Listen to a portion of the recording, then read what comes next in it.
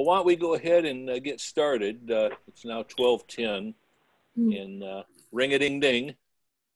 I would welcome all of you and our guests to the Rochester Rotary, the best cloud space there is in all of Rochester for fellowship and service. For those of you who are visitors, my name is Wayne Hodges. I serve as the president of the club here for a few more weeks as the club president. And I'd like to call this meeting to order. Will you all please rise and join me in saying the Pledge of Allegiance.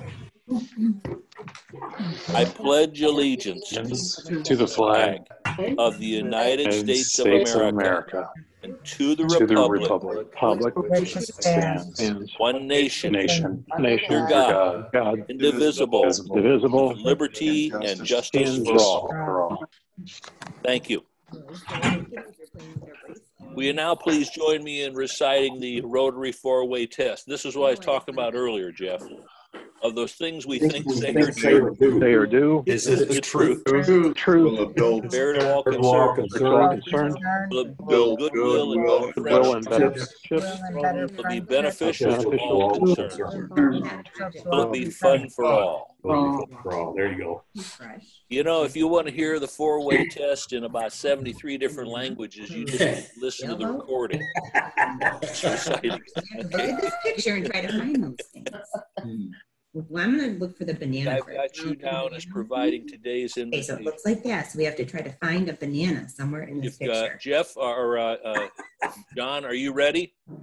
Yep. Christine, please go ahead.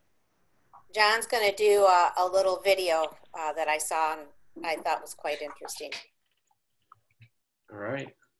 It's about 2 minutes long. You should.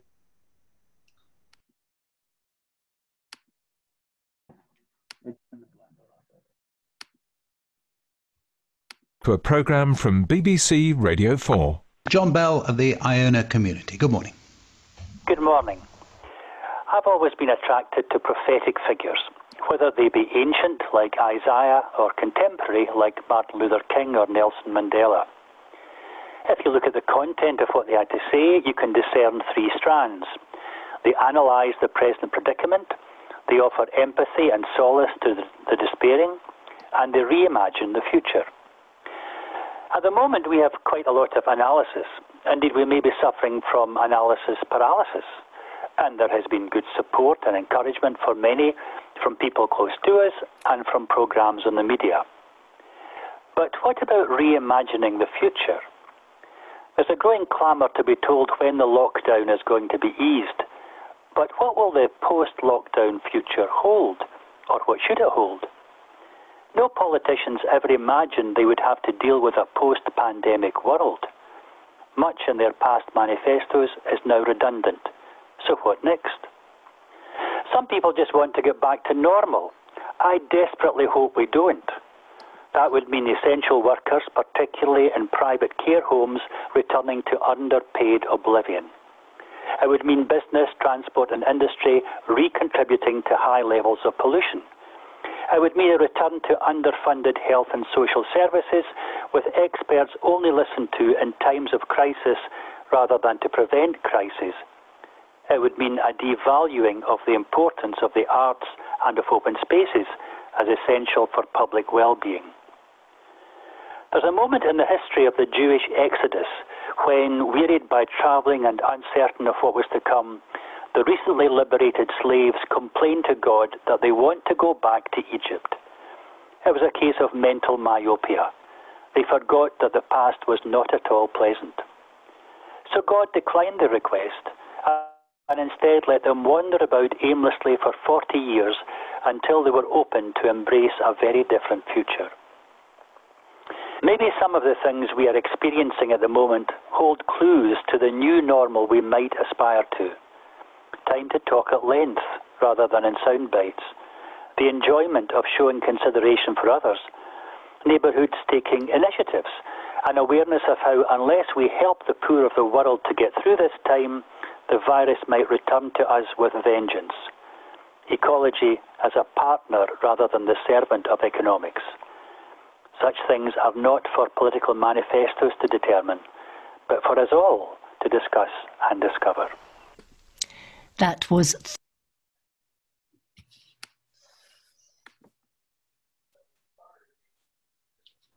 Thank you, Christine. I understand why you chose it. I also like to take a moment now and, throughout this whole year, Cindy Andrews has been the one scheduling those who are going to provide the invocation. And it's a great assistance and not to have to do every little detail when you're running this meeting. And Cindy, I just want to say thank you for that. Moving on to guests, I see Chris, you are here. If you would be so, you're the guest of Ron Lichtel. If you'd be so kind as to enter your information under chat down at the bottom of your screen, just type on chat and then provide your contact information. I see our membership chair, Stuart Signer, is on the line. And Stuart is going to feel like that you have rejected him if you don't put down your contact information so that he and his membership committee can do their fine job that they always do. I would be glad to. Okay, thanks. You guys and gals aren't going to believe it, but our 15th Zoom meeting sign on today was our sheriff, Chief Shettenhell. I cannot tell a lie. So, Chief, you are free of any fines today. Unless you choose to fine yourself, I guess. How about Happy Bucks? Let's go to our Zoom chat and type out our Happy Bucks. Let's see. See, Stuart is identifying and welcome all visitors. Welcome, Chris. David Early says, hi, everyone. Good to see you all. Chris, you're already very popular, and you're just showing up for the first time, man. It's interesting. Tim Duncan is very happy that the Great White North is starting to open up.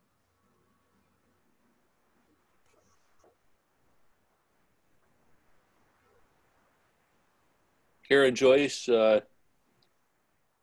from Warren is happy that she's here and provided her contact information.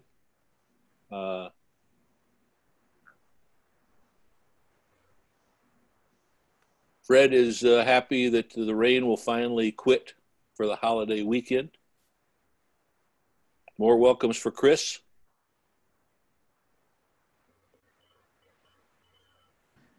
Anyone else got a happy buck?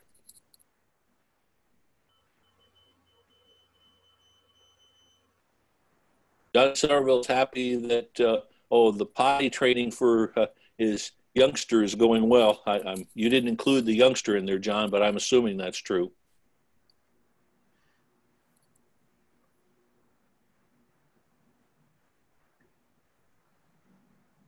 Linda Eastman is welcoming Chris and Karen. Jeff Fosnow's happy that he's going to be inducted into the Rochester Rotary Club today. Well, that's after you memorize the four-way test, Jeff. Any other happy bucks?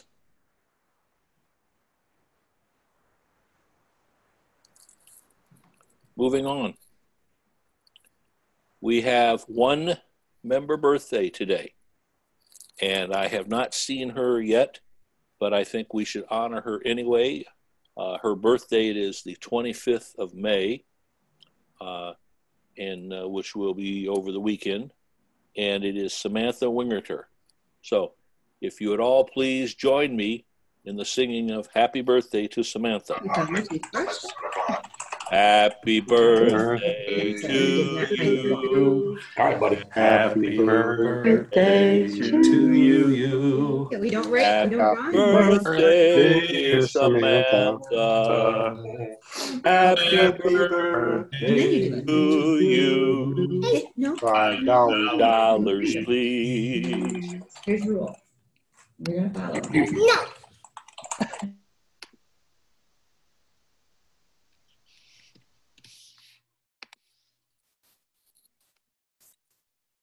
Moving on, we do have quite a few club anniversaries this week. Maria Willett will celebrate her 4th anniversary with the club on the 8th, celebrated yesterday on the 18th. Elena Campbell is today 3 years. Bill Ebinger on the 21st of May will be celebrating 46 years. But Bill, you got to be older than dirt to get 46 years in with this club. William Gross on the 23rd will be celebrating his 2nd year. And Brad Upton on the 24th of May will be celebrating 26 years. So it's quite a range from just 2 years to 46 years. And I must tell you, 46 years is very impressive to me. I hope to get to be 46 years of age one of these days. Moving on to our club announcements. We still have Masters golf raffle tickets for sale, and see Tim Crawford for that. I believe there's still somewhere in the neighborhood of 20 some tickets that are for sale. And just a reminder, many of our fundraisers have been disrupted this year, and so we really need to sell out every one of those tickets that we're entitled to, for the simple reason that that's $100 right into the club coffers now, because we've crossed the line in breaking even. We're guaranteed to make money on this, and so please help us sell all the tickets. And if you have a connection to a golf course that would post the flyer, please either contact John Somerville or Tim Crawford, and they'll send you the flyer. Bill Ebinger asked me to provide an update. Construction on the gazebo at Rotary Park begins this week, and weather permitting, Bill is hoping that it'll be up rather quickly. And and hopefully at some time we'll all be able to go over there and gather and celebrate together.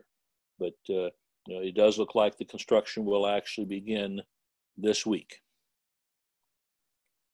Moving on, it's time to hear from that master magician, Mr. Social Media, John Somerville. John, what do you got for us this week? I have 3 things today. Again, some of you may have already figured some of this stuff out, but for those of you to whom this is new, a couple different controls and things that you can do that will hopefully make all of this a little easier.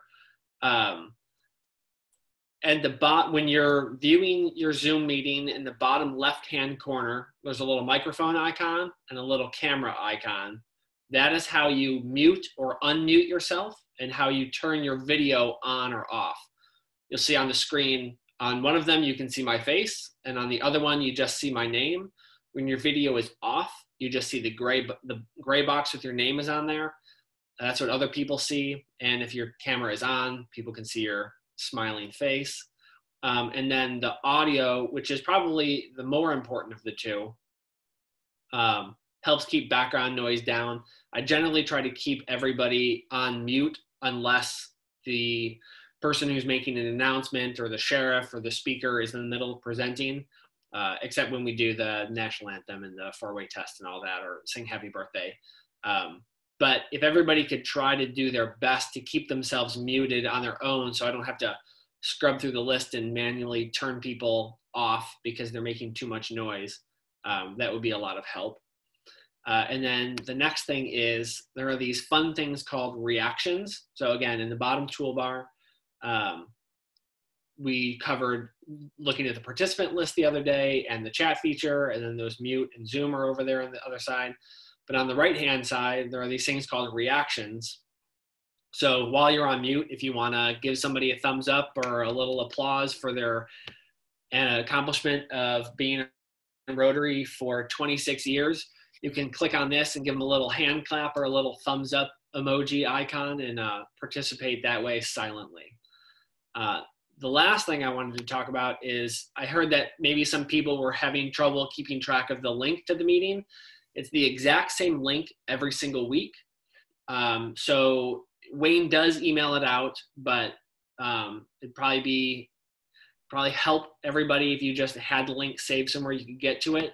3 easy ways that you can do that are create an email. You can copy and paste the link from Wayne's email into a new email and then just save it as a draft. And then each week you can go back to your email folder with your drafts in it and see it there. You can also add this link as a bookmark to your internet browser if you know how to do that.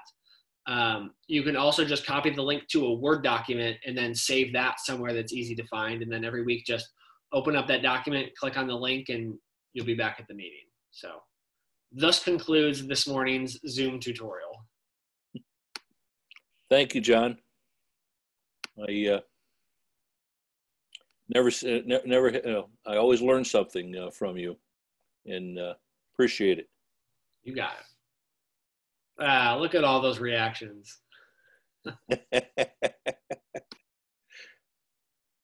Moving on, I'd like to turn the mic over to our President-elect, Ron Lichtel, to give us an update on Project Phoenix. Ron? Yes, sir. First off, before we get started, I had an idea for Wayne to stay on for another year until all this junk's over with, and then, then I can take over, but I don't think he'll go for it. Anyway, I sent out an email on May 15th. Basically, it was titled, Need Your Help. It said something to the effect of, we need your energy and great ideas to help brainstorm how to keep our amazing events and presence in the community strong during these ever-changing times. It says, whether you're dreaming of that delicious wine from the wine tasting or bragging rights of a hole-in-one at the golf outing, we'd love a couple of creative ideas to help these amazing events stay alive. We need your help. Since then, that was on May 15th, so you can go back and basically click on it, basically fill in the information, send back. I've gotten 5 back so far. Just to kind of help tickle your mind a little bit. Jeff Dupron sent one GoFundMe campaign, and then I thought was kind of cool, a neighborhood food drive for Neighborhood House, because they're in desperate need right now. Shirley GoFrank down in Florida put on her thinking cap and said, basically, addition to Innovative Hills, basically something we could do like a clock or a gazebo or concert stage, garden, sculpture, or a bark park. And she was suggesting we come up with a larger fundraiser to commemorate this year. Jay Eastman came up with, in other words, separate entity, the golf ball drop, because we don't know if we're going to be able to do the golf outing. Also, assessment of, this was kind of different, assessment to everyone in the club, $50 to $200 a month for 6 months, which would raise $30,000 to $120,000. And then basically then we would be getting into our poinsettia sales. Bigger events like auctions, expand the poinsettia sales. William Gross basically said, deliver flyers in Rochester with the lowest census areas to help get that completed, to help the cities. Sew face mask and deliver to Ascension. A food drive, which that came up again. And also plug into OU to help out their initiatives. Cindy Andrews basically came up with a couple of different ideas. Doable websites, it was helphobelive.org, a virtual fundraiser site. Possible to make more dollars because we could connect with more people. Aston Kutcher's charity wine, he basically was selling his own wine online for charity. We could use a local company for doing that. A virtual wine tasting, basically food and drink vendors offering really good coupons, a jewelry quarantine kit, make your own wine or beer fundraiser. She says a wine in quarantine is big right now. She says ride that wave. Another one was local celebrities be the star of some sort of cold water dump. That would be good for our mayor. For breast cancer, shave your head, or dye it white or pink fundraiser.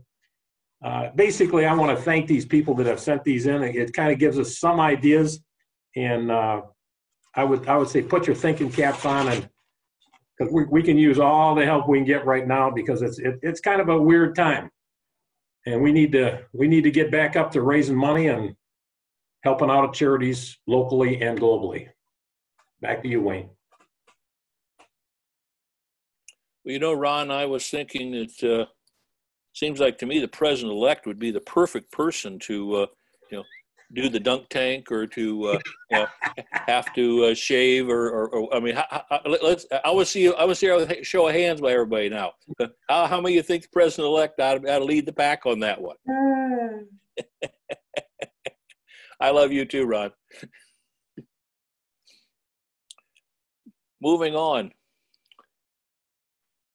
One of the things that is the most fun about being a Rotarian, about being the president for a year, is the induction of new members. And today we have another opportunity to induct an honorary member, Jeff Fosnow. Jeff has been teaching science for 24 years, 18 of them in alternative education. His passion is for those that basically get looked over.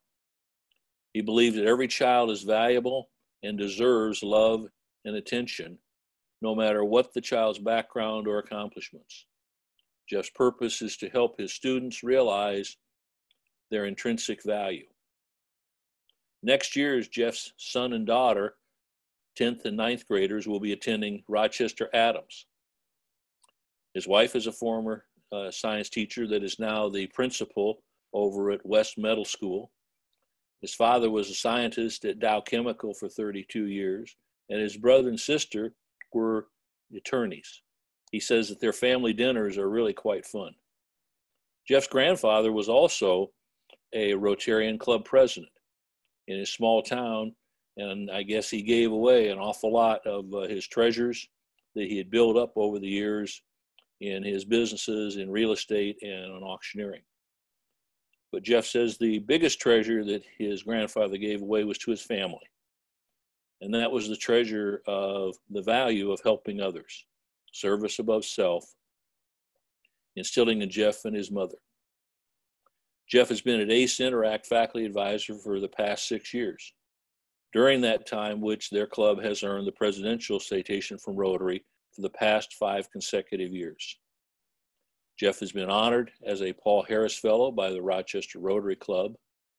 And Jeff believes that for Rotary, the world is made a better place for clean water, for educational opportunities, for vaccines, and all the scientific avenues that improve the lives of millions. Jeff, you've been chosen for membership for the Rochester Rotary Club because, as your short biography attests, you manifest the qualities of head and heart needed to serve Rotary and to impart the message of Rotary to those with whom you come in contact. I charge to you to judge yourself by the Rotary 4-way test in the things that you think, say, and do. I wish to impress upon you that you are being admitted not only to the Rochester Rotary Club, but also to a worldwide association of individuals dedicated to the Rotary motto of service above self. By virtue of your membership in this club, you will be welcomed into the fellowship of any and every Rotary club all over the world. The honor and privilege of Rotary membership carries with it duties and obligations. As an honorary member, you will not be obliged to follow all of those duties and obligations, but we want you to be aware of them and encourage you to follow those that you can. You'll be expected to attend the club's meetings regularly, actively participate in club service, offer your knowledge and talents and energy to the club in its efforts to serve your community. I ask now all Rotarians and guests to please rise. Jeff, on behalf of the members of this club, I formally admit you to the membership of the Rochester Rotary Club. And fellow Rotarians, I commend to you our newest member, and each and every one of you, I charge you to welcome Jeff into our club and engage him in our projects, our fun, and our fellowship. Please join me in giving Jeff a warm welcome to our newest member. No, I don't have it. Congratulations. Yes, Thank you. congratulations. Welcome. Thank you. Would you like to say a few words? Yeah, sure. I'm very honored. I know I've met many of you, and I look forward to getting to know the rest of you. And when I was reading the list of what Rotary does and the actions and beliefs of Rotary, I'm like, why did it take so long for me to learn that clubs like this exist? So I want to thank you guys for everything that you do, and I'm happy to join you. Thank you. Thank you. Our last announcement for today. If anyone saw it, congratulations, but late last night I caught on PBS a 1-hour show about the polio vaccine development. And included in that was part of the Rotary story. Knowing PBS, they will broadcast it again, and it was on the local channel here. So if any of you are interested, you might want to look that up. I enjoyed it. Moving on, I'm looking for Annette Warner. Annette, I believe you are with us today. I don't see Annette's name in the list. Annette, if you can unmute yourself. Okay.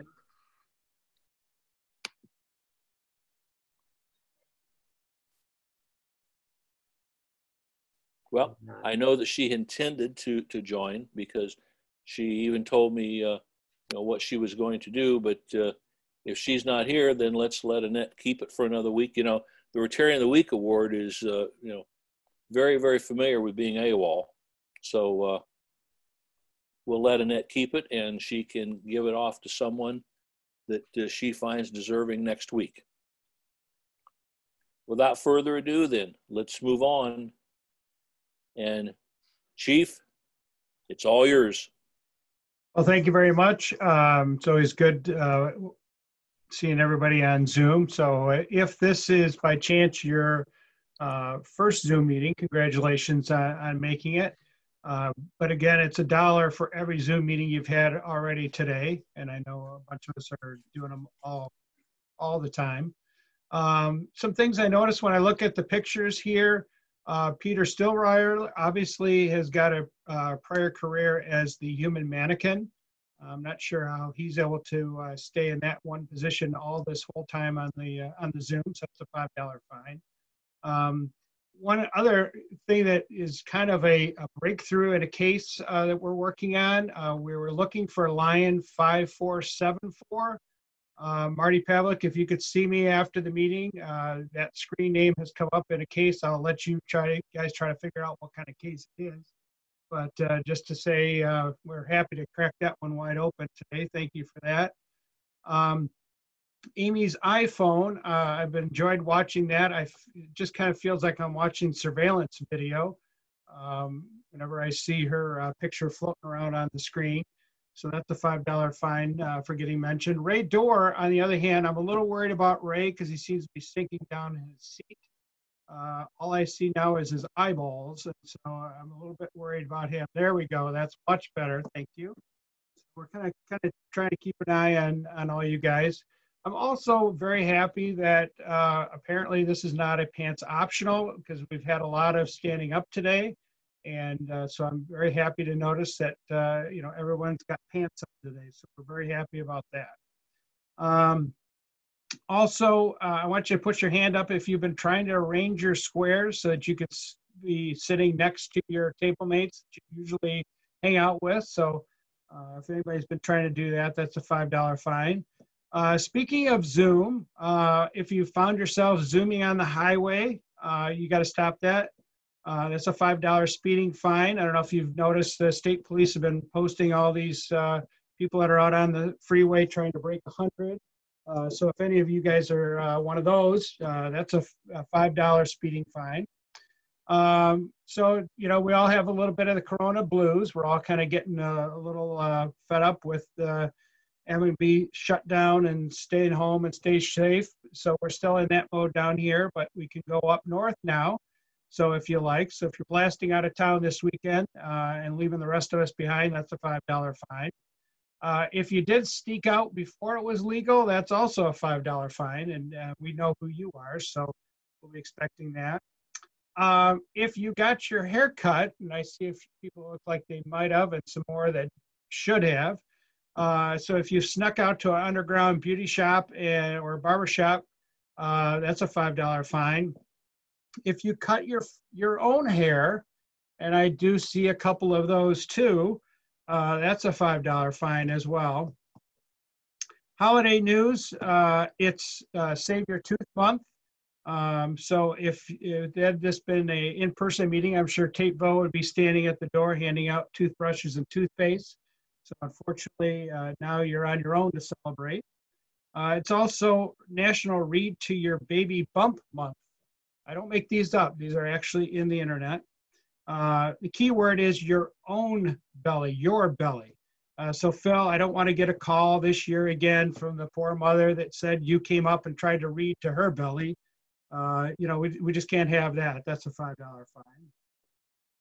fine. In history news, 1964, U.S. diplomats found at least 40 microphones that were planted in the American embassy in Moscow. I'm just glad they haven't found the ones that Rochester planted in the Rochester Hills City Hall yet. They're probably still looking for those. Let's see. Oh, 2001, the Apple opened its first 2 retail stores on today's date. So $5 if you've ever used an iPad, an iPhone, an iPod, or eaten a Macintosh Apple. That's all $5. Finishing up, there's several events. If you've been kind of keeping track, some things have been getting canceled or postponed and pushed on. One of the things that we noticed was we usually this time of year be talking about the Triple Crown and horse racing. So the Kentucky Derby has been postponed to the fall. And I believe it's a Preakness has also been postponed, but the Belmont, they're still trying to decide what they want to do. So who knows whether you'll be able to or when you'll be able to place your win show or place bets. But I do know that out on the circuit, we do have some Rotary horses that are out there. You know, the first one that comes to mind is a horse by the name of Guatemala, Here We Come. That's owned by the Eastmans, obviously.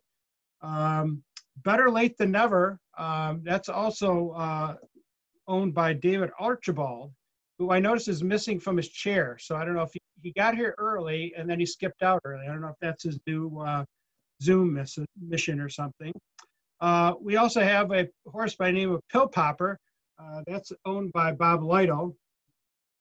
One Smart Guy, you can only guess who that might be. That's probably got to be John Gaber, right? And then there's Right In to Win It. That's owned and also ridden by our own Rochester Hills Mayor Brian Barnett. That's, you know, following the old adage of, you know, the Indians say that you want to make sure that you get a horse that's small like Jockey and wide like Bull. So with all those things in mind, remember if I didn't call you out, I should have, and it's a $5 fine for everybody, and make sure that we get that stuff in, and so we can keep doing the good work, and it all goes to charity. So thank you. Thank you, Chief. We had looks like 44 members today when we signed up, and I see many of you paying your fines over in the chat, and appreciate that. That makes it a lot simpler for Vince to collect it. Also, remember what we learned last week is if you want to have a private chat with someone, you just place your cursor over their picture, and that then will lead you down a path of being able to chat just to that person only, rather than everyone being able to see your chat. If you have any questions on that, it probably was actually recorded in last week's meeting during John Somerville's Zoom update. Moving on, I have a today quick we're question. fortunate. I have a quick question. Yes. So I put in there to charge me $10. How do I send it? How do you send it? Yeah. Vince will pick up to charge you, to charge your account and send you an invoice. Okay, thanks. Okay. But if you want, he can apply an administrative fee to that. Yeah, make sure that they're hitting the send button on the chat, though. Yep. So do the chat and then hit enter. Okay. I appreciate it. Thanks. All right. Now, again, sticking kind of with our theme of how are all the different elements of our community dealing with this COVID-19 crisis. David Erdley has been kind enough to organize not one but two speakers today, and they're both new members this year. Sharon Rinke of First State Bank and Amy Converse of Level 1 Bank are basically going to talk to us about what they have learned about how local banks can help us cope with the COVID-19 crisis and the programs that are available to help each and every one of us and businesses do that. So I'm going to turn it over to Sharon and to Amy.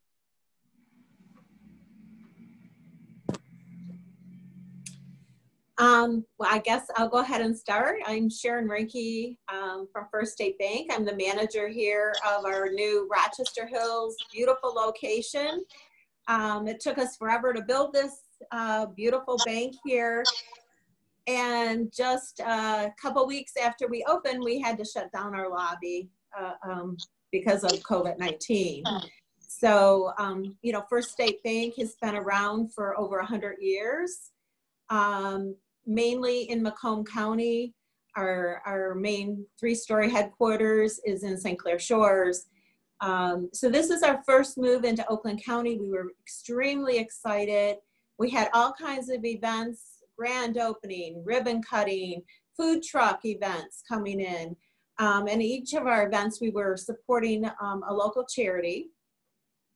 But all that came to a halt immediately when we had to close our lobby, of course. So, you know, I've been doing this for over 30 years. And to be honest with you, I'm still able to do everything that I would normally do except meet face-to-face with my customers. You know, we have other alternatives to in-person banking. As many of you know, we have, of course, you know, ATMs, telephone banking, our night depository. We can do secure email. Our loan officers are ready and able to meet with you or to do a loan for you. And basically, we only have to meet you at the closing. So again, most everything is done. I've been doing everything through secure email or through our drive-through. We do still, again, for loan closings and things like that, we do meet in person for appointments. Of course, masks are worn. And we do have a customer come in and complete a COVID-19 questionnaire when they come in to make sure that they haven't been exposed or running a fever or have any issues when they come in. So we keep those on file. We're providing a lot of good resources and tools on our website. So if you click on our website at fsb.bank, you can go right to our, you know, FSB Cares COVID-19 updates. And we have special tabs, help for you, remote banking options, borrowers, businesses, education, and loans. And we also have a local resource tab where we have links to Macomb and Oakland County and, you know, our local chamber partners and the SBA. So, you know, the biggest concerns for most of our customers have been, you know, did they get their stimulus check? You know, are they going to be able to make their loan payments? You know, for the businesses, it's been, are they going to get their PPP funds, their Payment Protection Program funds?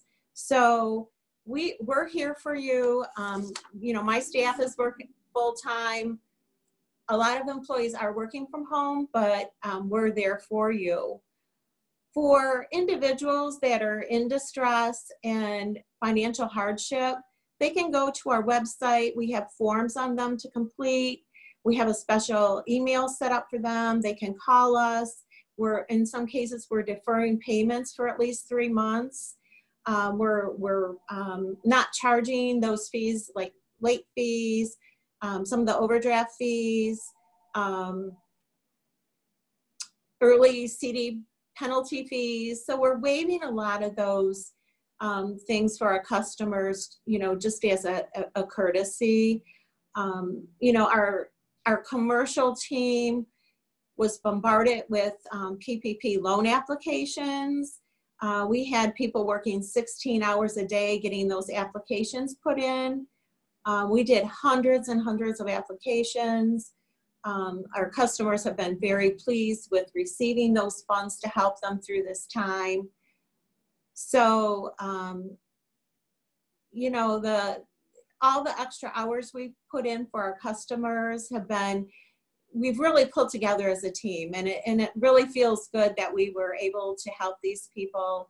Our recommendation to anybody who did receive those funds, make sure that you are really keeping great records on how you spent the money and keeping those in a separate account. So I've been able to help a lot of my customers, set up a separate account and really work with them on setting up the, tools for them to access their funds.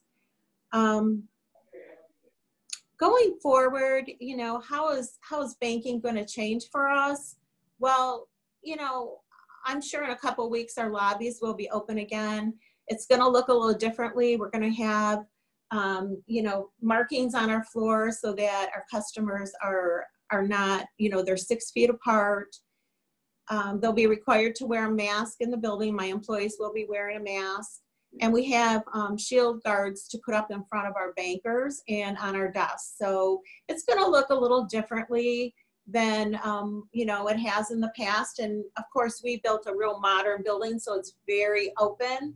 But we're going to control as much as we can to keep everybody social distancing, including the staff.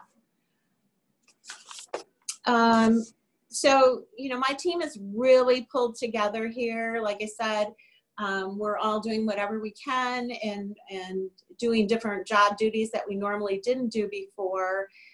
My staff here takes customer service calls because you can imagine we're getting bombarded with calls and questions from customers. So they get on the phone every day and they take customer service calls, including me.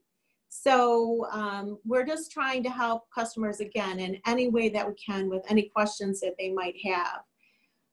And, it's a little different too for, our tubes that come in through the drive-through. We sanitize those between customers. So every time a tube comes in and we take care of our customer, our bankers wear gloves, they wear a mask, and they sanitize the tube before they send it back out. So that looks a little differently too. So they're really working hard on keeping everything clean and their counters, everything clean. I mean, money is what it is.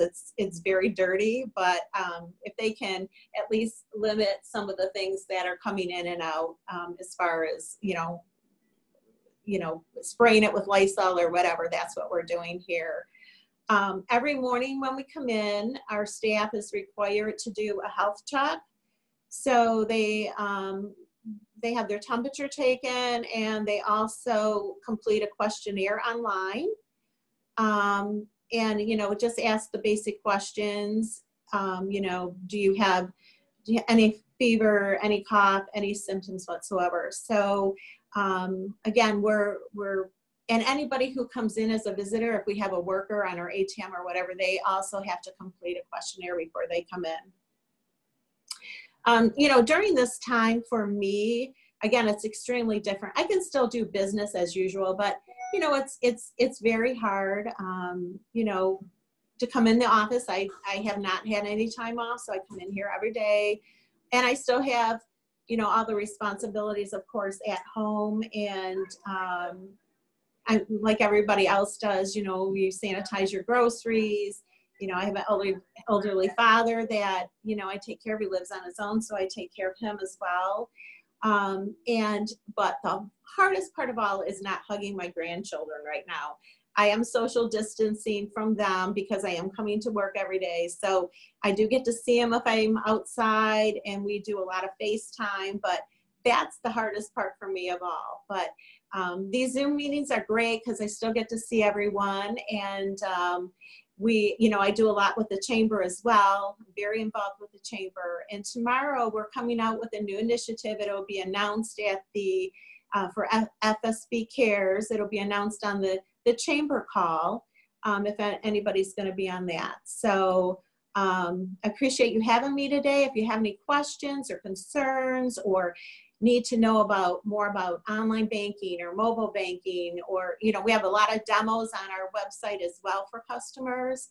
So if you have any questions, feel free to call me. I'm glad to help answer any banking questions that you might have. So thanks again.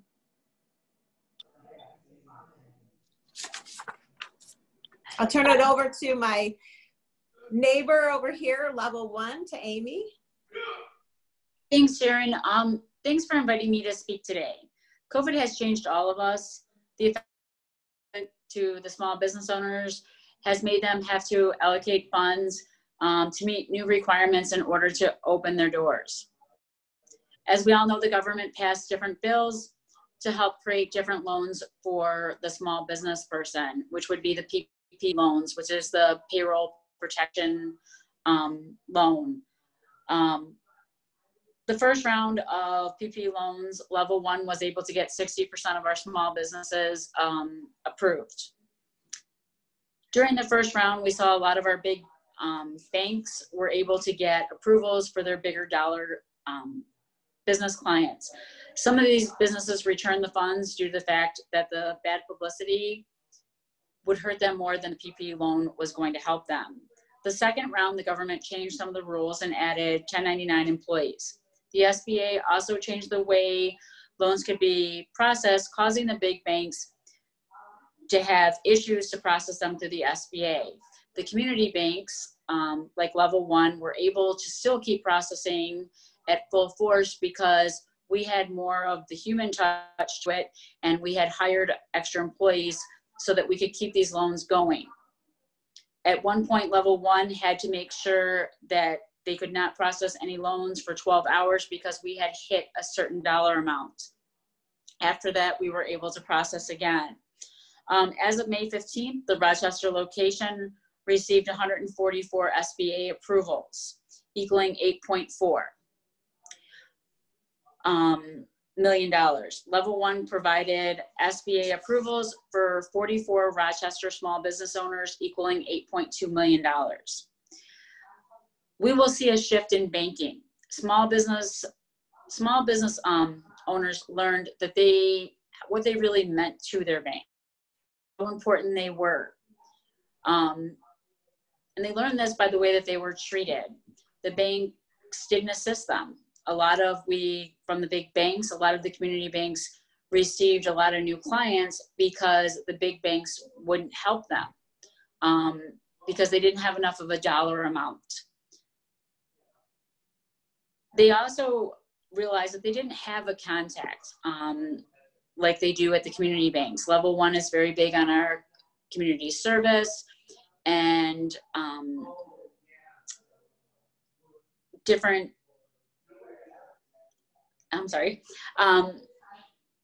making sure that every customer is contacted, a client is contacted by the end of the day, either by email or by telephone. Level 1 focuses on that personal relationship. Small businesses, a lot of times, will go to a big bank because of the technology. And this time, the small business owner, the technology actually worked against them.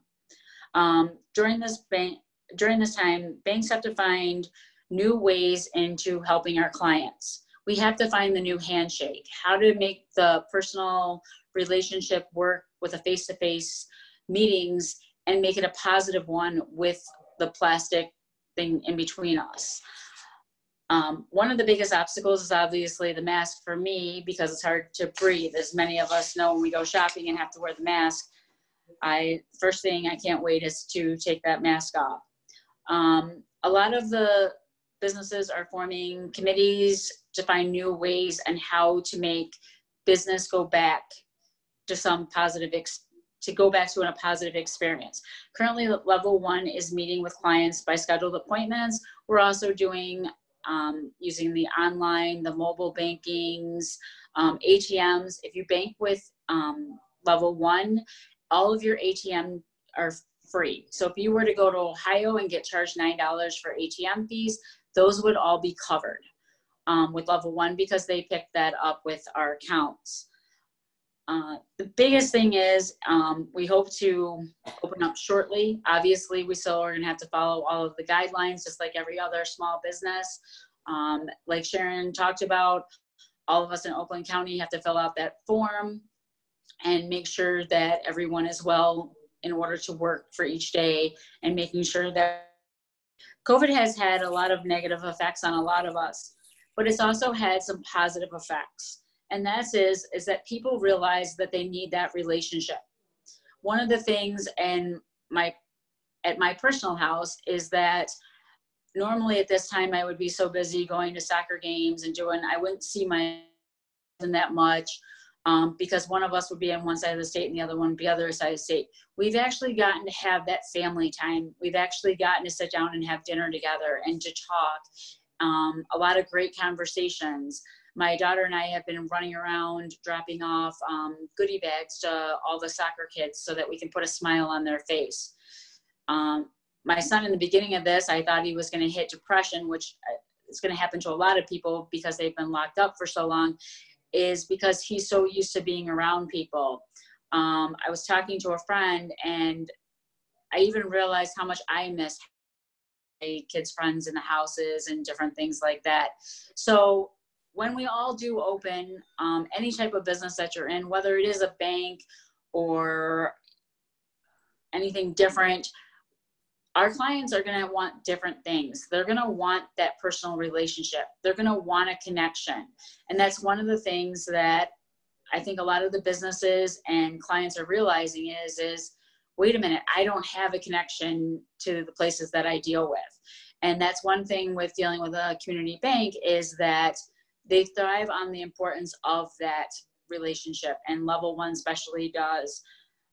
So we're hoping to open up soon, like a lot of the small businesses at this point.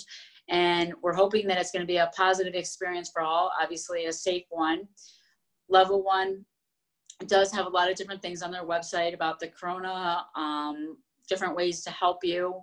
And hopefully these different loans will help our small businesses so that Rochester can get back up and growing again. And the one thing during that video that they talked about is that we basically have to realize that this is our new, and we have to find the positives of our new. And I really think that what our new is going to be is that people are going to communicate. All we ever do is text each other or whatever. And I think people are going to go back to that relationship thing. So, but level 1 is always here for any of you. If you have any questions or need anything, myself or anybody else that works at this location would be more than happy to answer any questions or schedule an appointment with you to help you with any of your financial needs. Thank you.